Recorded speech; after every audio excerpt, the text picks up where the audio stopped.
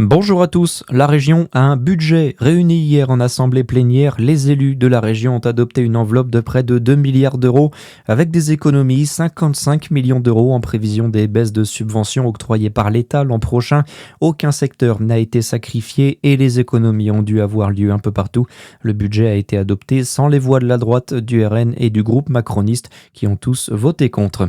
Le protoxyde d'azote interdit sur la voie publique dans le Jura. L'arrêté pris par le préfet prend effet à partir d'aujourd'hui. Sa détention et sa consommation est prohibée jusqu'en mars 2026. Une décision motivée par de nombreux drames sur les routes en France ces dernières semaines liés à ce gaz surnommé gaz hilarant. Les réquisitions contre Frédéric Péchier attendues aujourd'hui. L'anesthésiste est accusé d'avoir empoisonné au moins 30 personnes, dont 12 mortellement entre 2008 et 2017, dans 2 cliniques privées de Besançon. Hier, les représentants du ministère public ont pris la parole. Ils ont assuré que tout désigne cet homme de 53 ans comme coupable. Des habitants privés d'Internet depuis le 6 décembre à Dijon. Il s'agit de résidents du quartier de la Route de Corcelles. Et pour cause, le samedi 6 décembre dernier, un automobiliste est venu percuter une armoire de fibre optique après une sortie de route. On ignore encore quand le problème sera résolu.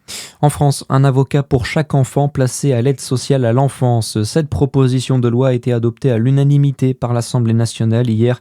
Un texte présenté par le Parti socialiste à l'occasion de sa niche parlementaire. Prochaine étape désormais, le Sénat. Comment imaginer que l'on puisse confier son enfant à l'école en toute confiance ? La détresse d'un collectif de parents d'élèves MeToo École qui vient de publier une tribune dans le journal du dimanche. Il demande des mesures pour lutter contre les agressions sexuelles commises en milieu périscolaire après une série de signalements à Paris, des revendications que partage Grégoire Ancel, vice-président de la FCPE.